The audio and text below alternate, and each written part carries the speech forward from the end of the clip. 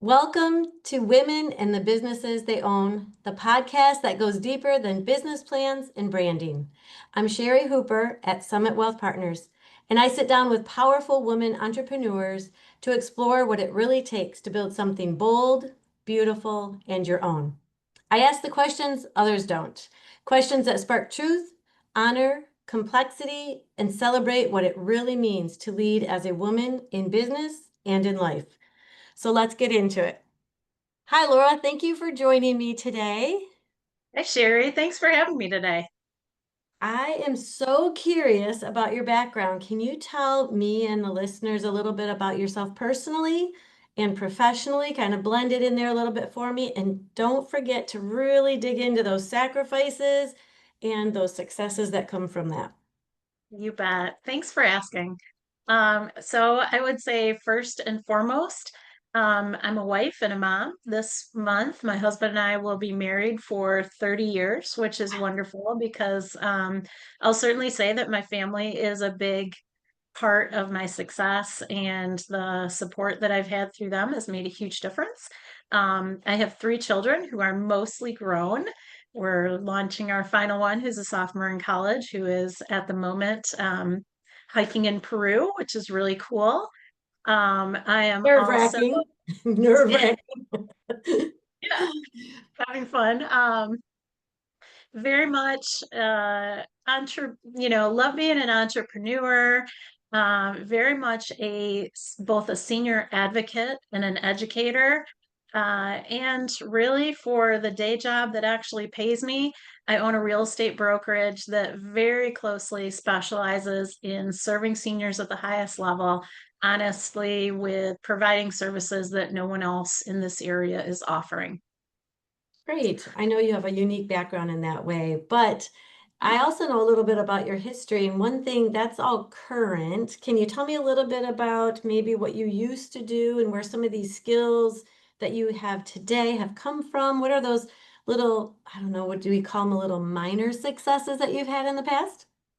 Yeah, you bet. Well, I bleed green. So we are 5 for 5 for Spartans. So I graduated from Michigan State University in the early 90s in business.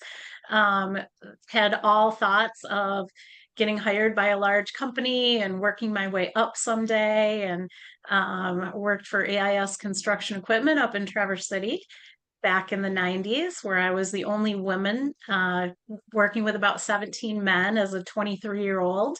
And then, of course, we make plans and God laughs. And I met my husband and everything changed. So after working there about 8 years, and had started our family, we decided that it was going to be best for me to stay home for a while. That lasted about a hot second of me doing not much. And lo and behold, I ended up starting a business in direct sales with the Pampered Chef. And it started out as a way to simply get out of the house and have a little bit of socialization. And I loved the idea of running my own business. And that's kind of where it all started. I love the idea of providing value to people through teaching them. And everything that I did, I really looked at more as education than it was ever sales. And as a young mom, I hated to cook. And so during these presentations, I would let everyone know, like, hey, who out there loves to cook? And most everyone would raise their hand. I said, who out there hates to cook? And I'm like, I hate to cook, but I have these three young children that continue to get hungry every single day. And I'm trying to learn how to feed them on a budget, and just live life as a young mom. And I loved the idea of simply sharing things that were helpful to me, with that attitude of, if this can be helpful to you, great, go ahead and buy it. If not, that's okay too. And I just had so much fun with that business, meeting people and meeting other moms and other women, especially, and watching them grow businesses. And what started out as, a little bit more than a hobby, I ended up doing for 14 years. and built a large team of consultants that I trained. And in that time, I did about 800 presentations. And that truly was kind of the cornerstone for what I'm doing now, even though I didn't know it at the time. Man, you said so many good things in there. I don't even know where to begin. One, the very beginning, you said for a hot minute you were home, which that I know. Like you were a mover, Yep. you were a big time mover all the time.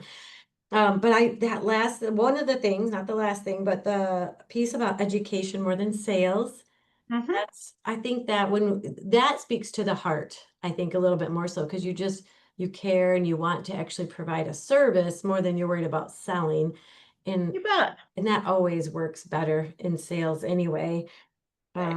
But then yeah, so I don't know, you just said something at the last part right there. Now I forgot because I was so worried about the beginning. What was you just said that at the end about the Pampered Chef? Well, anyway, I do know that what you had mentioned was you didn't know it at the time, right? That's what it was. You didn't know it at the time, but I think whether you believe in a higher power or not, sometimes we don't always know where we're going to be led, but sometimes reflecting back, you can see it obviously so much more Right. vividly than when you're making those steps in. But that's incredible. That's incredible that you're able to do that. Now, for all the listeners out there, who doesn't have a pampered chef item in their kitchen even yet today, right? So we can all think about that one thing that we still have because they made some really good quality products and They did. They were great products, but for me, it was just the joy of going into people's homes and making them laugh and providing things that were both, fun and helpful. And it was that business, not that I ever made a ton of money at that. I never did. But I was able to just meet so many people. I was able to bring my family on wonderful free trips for many years, both just my husband and I, and then, of course, our whole family, several trips to Disney World that were all expenses paid. So that kind of kept me doing it.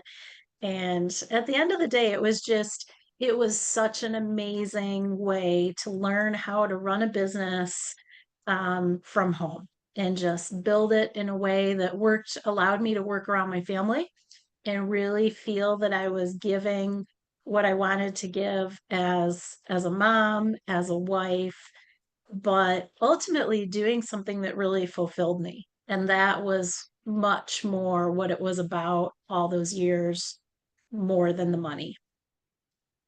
so basically it really kind of filled your bucket. It absolutely did.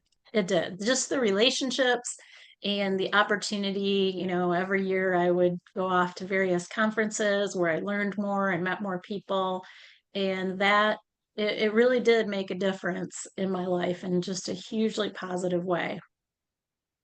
I can see where all of those time management skills, all those irons in the fire, everything that you would have to do from training and building and selling and there's a lot to that. And so when I think about that, I think all those same skills are the same ones you're using today. Absolutely. So Absolutely. let's get into some of these other questions that might even draw out more of your current, what you're doing currently. You Sure. carved out a niche that blends real estate with service to seniors. What drew you to this intersection, and was there a personal story behind it? Yeah, that's a great question. So, after 14 years in direct sales and our family schedule is changing, I really wanted to get back to something that I considered a little bit more professional and that would also use more of my business skills. And I just kind of fell into real estate, honestly. And as met somebody, started out as an assistant who said, well, you'll need to get your real estate license, which I was happy to do. And I honestly fell in love with doing real estate. It's a really a dream job. It's not for everyone because it's a lot harder than people tend to think it is. But I absolutely love it. And from day one, I really approached real estate in a way that how can I help people through this transaction, not just by selling their home, but by putting all the pieces together of the transaction. And so, whether it be prepping the house, cleaning the house, hiring contractors, from day one, I really said, you guys are busy packing up your things. Let me handle all these other things for you. And that was just the style I did from day one. And over time, I felt drawn to working with older adults and knew that they would appreciate the hands-on style that I had. And then also, this is kind of going back a few years, but my mother had lost her second husband very suddenly. This was before I got into real estate, but at that time, he died unexpectedly from a brain aneurysm. And it was then when I had three young children and stepped in to help her just kind of get organized again on where she was going to live and take back her finances and all these different aspects of what someone does when they lose a spouse unexpectedly. And it was incredibly overwhelming. And it really gave me this firsthand example of what so many older people have to go through. And even if you are somewhat prepared, as a grown daughter, I was trying to support my mom while still being, a wife, a mom, working full time. It was very, very busy and hectic. And I kept longing for a guide. I kept thinking, why is there no one who can guide me through this overwhelming process? And as I went into real estate, I started to realize that I could become that guide for other people. And that was what started me down that road. And I got introduced to a school in Oklahoma that was specifically built around training realtors to serve older adults the very highest level on all these things that were very unreal estate related, but that would help them through a transaction. And it was much more based on how do we serve these people wherever they're at, and how can we help them with all the things surrounding a real estate transaction that are the parts that add the stress, not only for the person who's moving, but for the family as well. Because most of the time, there's so many moving pieces within these transitions, and most of they get handled by the family. And oftentimes we have children that are flying in from out of state, that are taking time off work, that are really taking time out of their lives to assist their parents during times like that, and it's stressful for everyone. I know with the generation that you're speaking of, at least currently, they tend to stay in their homes a long time. Mhm. And so there's a lot of items, a lot of sensitive, there's a lot of memorabilia, there's a lot of things that have to be taken care of. And so when you're mentioning taking the stress off this, and other people coming from out of town, and the seniors that you're dealing with, sometimes they have disabilities, limitations. Of course, as we get older, we're just naturally limited. And so you bring in all of these people that you have been able to connect with through your new business here that um, you've launched several years ago now, but you've got all these people that come in and just do a lot of things for these seniors, and you have such a unique term for these connections that you've made. I always love that. What is that term that you My use? tribe. Your I call them tribe. my tribe. I've had to adopt that a little bit because I always used to use my network or my professional Mhm. network, something. Man, Yep. tribe just gives it a more of a personal approach, but also more of I don't know, a little bit closer in a relationship kind of a feel as opposed to just this outer network. It's your almost like an inner network. It really is. And I feel like, especially with older people, the biggest challenges that they face are figuring out who's on my side, who can I trust.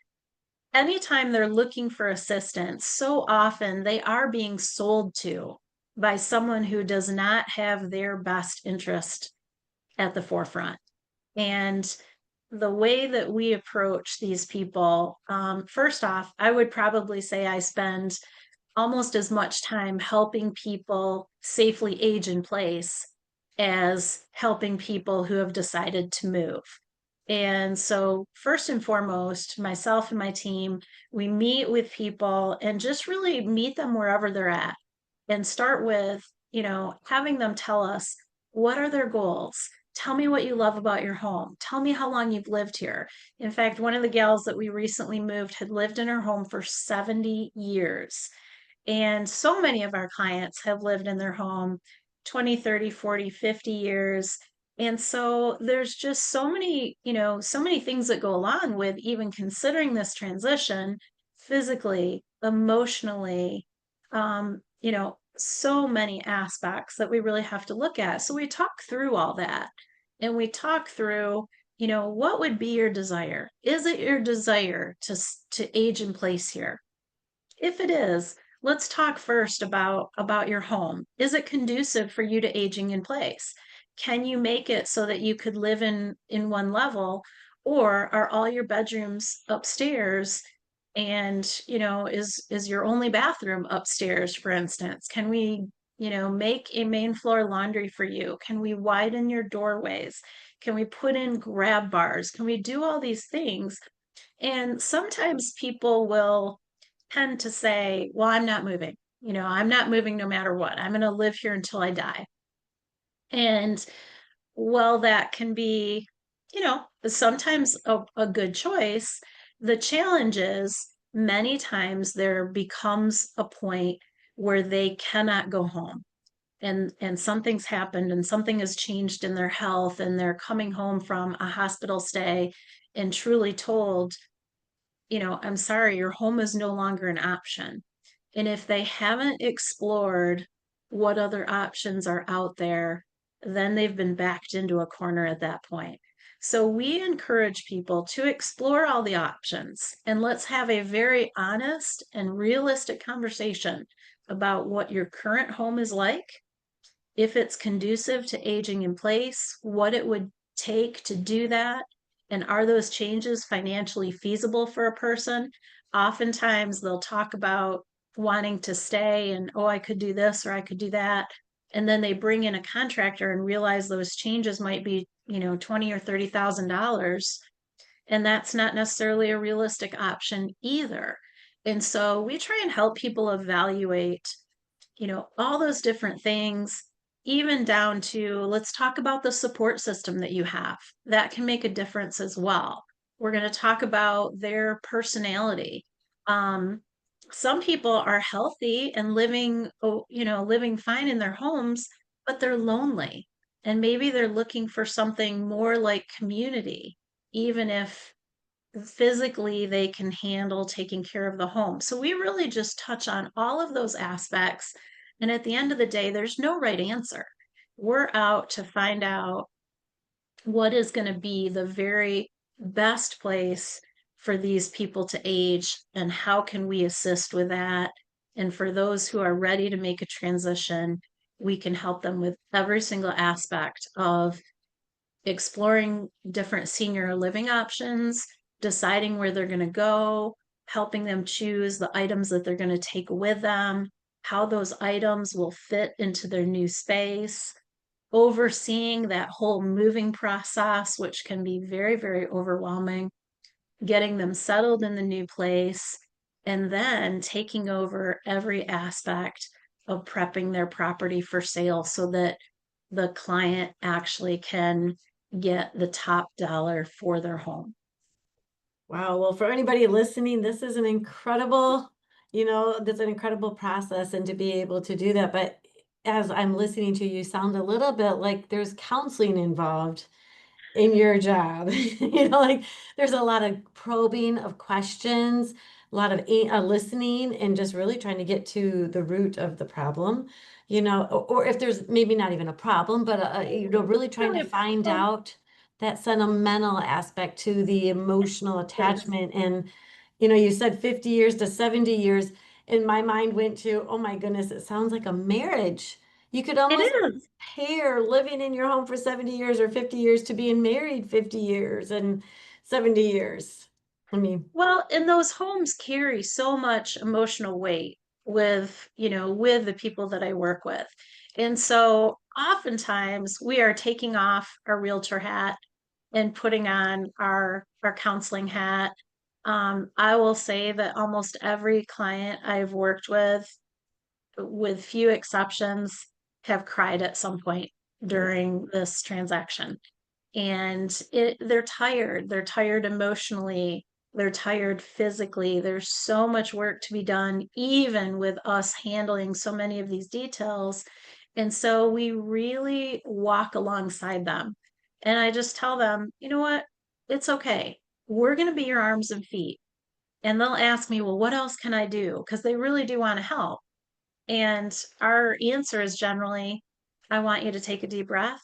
I want you to relax. I want you to keep yourself healthy. Make sure that you and your spouse are both getting sleep, taking breaks, staying healthy. I said, we can handle all of the details. We just want you to make it through this transition in one piece with as little stress as possible. Um, but I like to think about the fact that when we're moving, if you were ever a young 30 something and you moved to a bigger house because your family was expanding, it was exciting. You were really most of the time that process is it's fun, it's exciting, you're shopping for homes, you're thinking about all the things you might want for a home. Most of the time an older adult who is downsizing is not excited. They're doing it because sometimes they are, don't get me wrong. We do have clients that are really excited to move into a community. Most of the communities are options today are beautiful. So if people are not familiar with them, I just encourage them to really check out what the options are. But oftentimes those feelings really border on there's some sadness involved. It's just kind of cathartic that they've lived in this house, often that they've raised their children, they've lived there as a married couple, they might have lost their spouse, they've raised children there, their children are often now gone. So there's a lot of feelings to be processed along with this move. And a lot of what we do is just helping people also deal with those feelings and reinforce the reason that they're making this transition. A lot of Because, times, oh, I'm sorry, go ahead. A lot of oh, times, no, I was just saying it most of the time, they will end up making a transition at some point, whether it's done in a planned way or not. So we simply really encourage people to be proactive in every possible way so that they are the ones that are in charge of making this, making these choices for themselves and not feeling like they are, a victim of a lack of decision. sure, I could see that because a lot of times they may feel like their family wants them to move more than they want them to move. Exactly. And it's easy for family who's moved away to want their mom or dad to be well taken care of because it gets, Of course. I mean, they're so far away, they're not able to help out with those daily types of things. And so if their parents are just well cared for and in a community or with other people, then they can live their lives a little less guilty maybe in that respect. But it's also goes back to what you had mentioned earlier about that sandwich generation. I Mhm. mean, when we're trying to take care of our own small children and now our parents that are at a point where they need more assistance, and we're maintaining a career, it can get extremely not maybe not burdensome. It's certainly stressful. There's a lot of weight It's to burdensome. there's a lot of I weight to mean, bear. I only have two shoulders, right? I mean, right, right. No, be sandwich Jen is no joke. it's no joke. It's It no it joke. is it is challenging, and oftentimes, I have older people who are continuing to live in homes, and that they're no longer able to care for by themselves. And the burden of caring for those homes is falling to their adult children. Now, most of those adult children are really happy to provide that care for their parents and to provide that support. But the challenge then comes when you're caring for, your own family, you're caring for your parents, you're caring for your parents' home. And then all of a sudden, if there's a bigger challenge or a health crisis on any of those fronts, some of those delicate pieces start to fall apart. And so it really is, is challenging when you're balancing all those things. And I've had my own mom who's 87 and her husband who's going to turn 90 this year. And I've helped them transition out of a home that she owned for 60 years, and another home that her husband had as well. And it was challenging. It was very challenging. It was a long process with lots of moving pieces, but I will continue to tell them, I am so glad to know that you are somewhere that I know is safe, that won't have the power go out, that if a tree goes down outside, it's not your responsibility to take care of it. If there's a blizzard out and you need to make it to the hospital, there's someone who can, easily call an ambulance on your behalf. I mean, Right. there's always someone there on their behalf, even though they're living fully independently, including cooking their own meals and things like that. So to me, it really has brought the stress level down. It's brought the stress level down in my life. And I know that it was hard for them, but they also realized that it was important for them to be safe and that they are definitely safer where they're at. It was making me think when you were saying taking care of a home. I mean, that is one of the bigger reasons that people end Mhm. up having to move is because of the yard work or the planting or the trees down. And then my mind went to, the snow, which can be so cumbersome, just trying to keep your sidewalks or the driveway, and then I can just imagine sometimes some of your senior clients, they'll look out that big picture window that so many homes have, and all they can see is snowball fights, maybe from their kids when they were young to like seeing them out there doing these snow angels.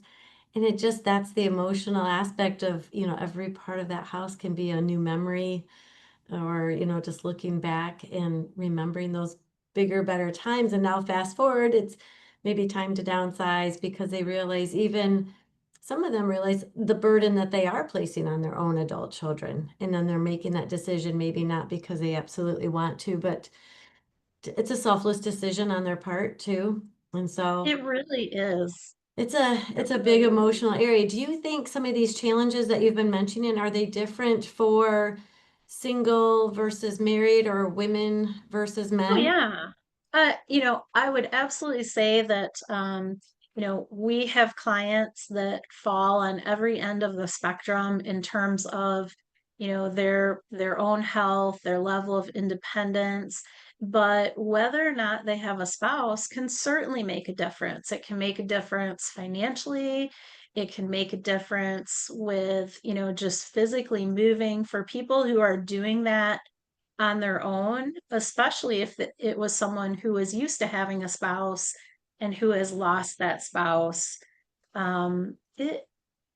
It is all the more challenging because they're dealing with the grief of that loss on top of the idea of transitioning out of a home. So there's a lot of adjustments that need to be made.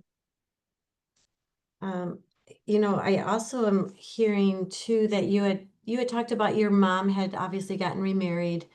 So, I Mhm. mean, there could be that type of a challenge too, where there's other families involved, where it would just be your mom and dad or your mom or dad.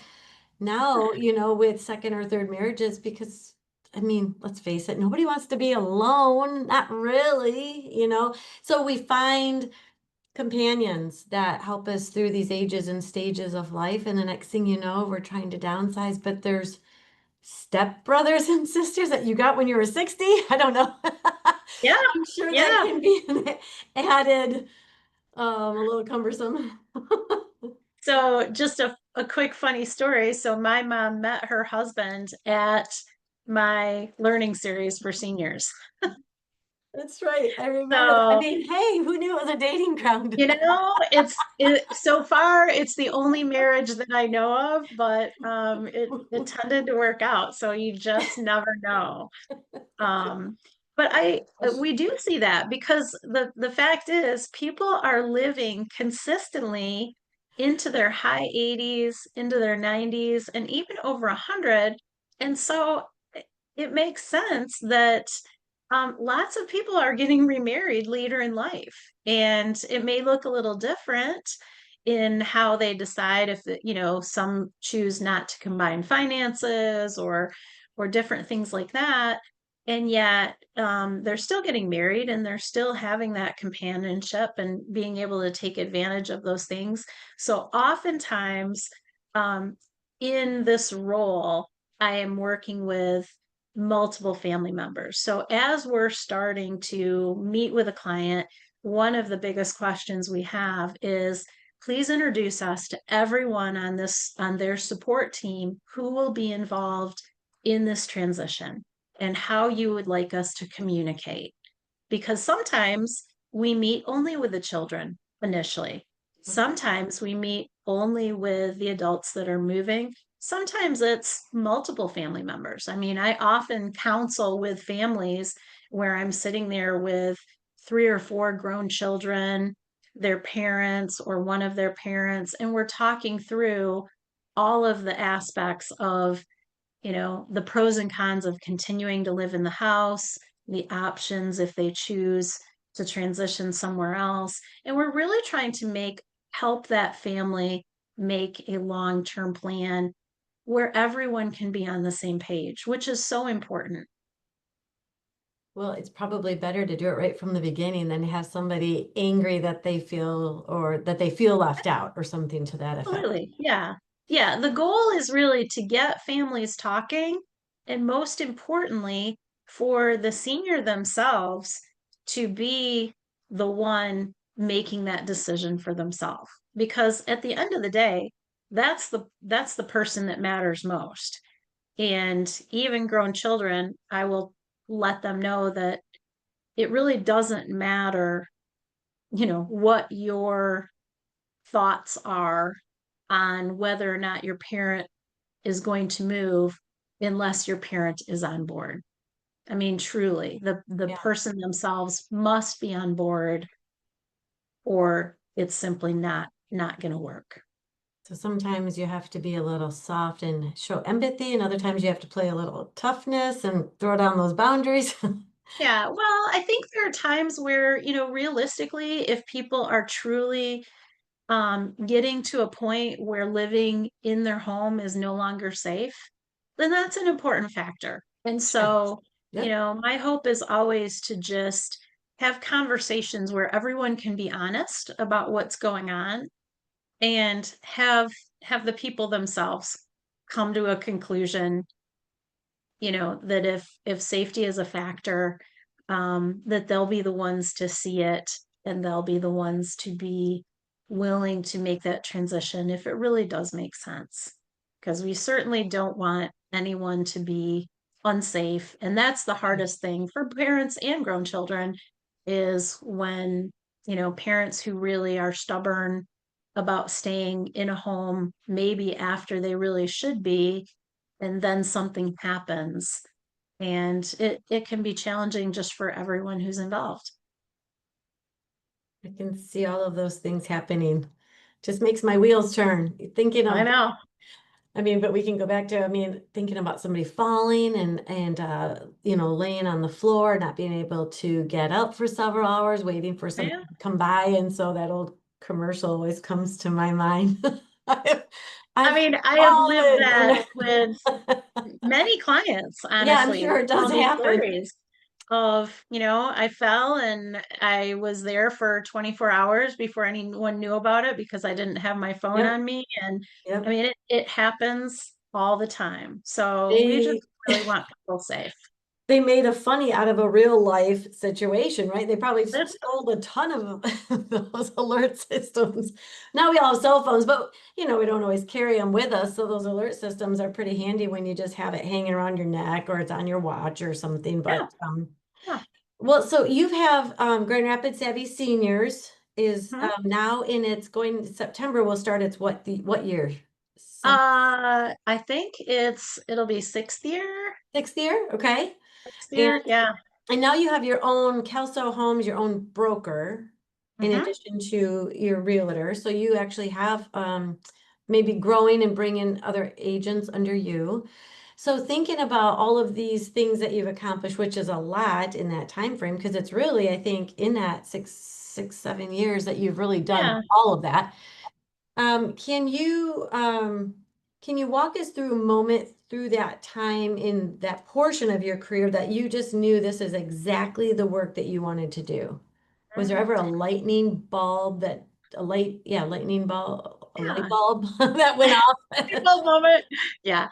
Honestly, so the Senior Real Estate Institute in Oklahoma that I got introduced to back in 2018, and it was truly their model of educating and empowering seniors on all of these different facets of life that will help them proactively plan for the future.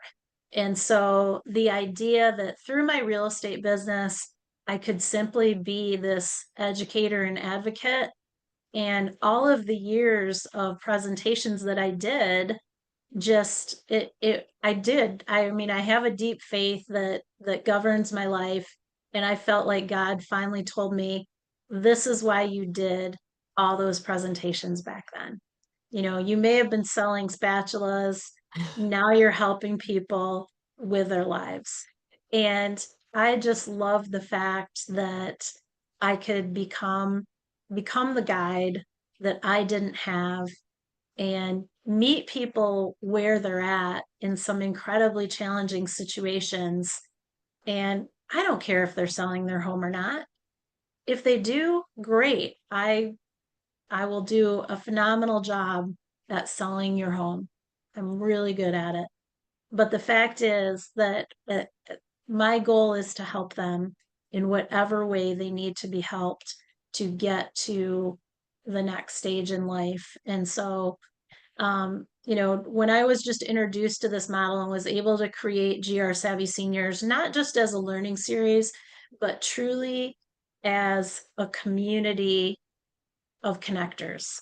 So at the end of the day, that's really what I consider myself, is simply a connector. And you would understand this because you're a connector too, Sherry. And I love that about people, where we can just, you know, I think of that tribe aspect of all of us that are connectors, that have the right heart to serve people in a way that, do we need to pay our bills? Of course we do. We all have businesses to run, but Sure. we're not seeking out people who can only be clients. Anybody who needs advice, needs assistance, I want to be able to share my expertise that I've learned in this area, hopefully to better their lives. And I am such a firm believer that when you do that, the business will come, and it absolutely has. And through, you know, through people like you and other educational partners and so forth, I simply seek out people that want to serve their clients in whatever businesses they're in, from that same aspect of doing what is right for the client always. And if you're that kind of person, you can be in my tribe. And if you're not that kind of person, I don't really want you in my tribe. And that way, at the end of the day, I just feel that everybody benefits. Mhm. It's kind of that idea of a rising tide raises all boats. And when we can all be better, everyone is better off. That's true. I like the way that you just kind of ended that little segment for me, because I am going to switch gears with this last question here. Okay. And it's, many women feel called to create businesses with heart and service right at the center, Mhm. but oftentimes they just don't know where to start. So, what advice would you give to someone trying to build a business with both profit and purpose? Mhm. Well, first and foremost, you got to sign up for the long haul. I could not have imagined when I was starting this years ago how hard it was going to be. And if I knew, I can't say I wouldn't have done it, but you have to be ready to realize that this is not an overnight success. I had many, many times over the last few years where I was exhausted, lots of late nights. And it took the support system that I have through my family, through my husband, often delivering meals to me as I'm still working in my office at 9 p.m. at night. He would come down and bring me dinner, things like that, and just tell me, you're doing the right thing. You're making a difference in people's lives. And also the people themselves, even the attendees to my series, as I'm, wondering, is this making a difference? And they're coming up and they're telling me it's making a difference in their lives and how much they're learning and how much they're accomplishing. And that has helped carry me through the hard times because it's tiring. And Yeah. that's the big thing. You have to, I think for anyone building something like this, or really just something of substance, you've got to have grit and you've got to have tenacity and you've got to be ready to keep always keep the end goal at the very forefront, especially when it gets tough, because it will get tough. I'm hearing, um, I guess, consistency, right? Because oftentimes I think statistics show that people quit right when they're on the edge of breakthrough. And Yes. just Yes. really gotta push through. And you got, I mean, a lot of this is we don't always have support systems. I think it's important to have them.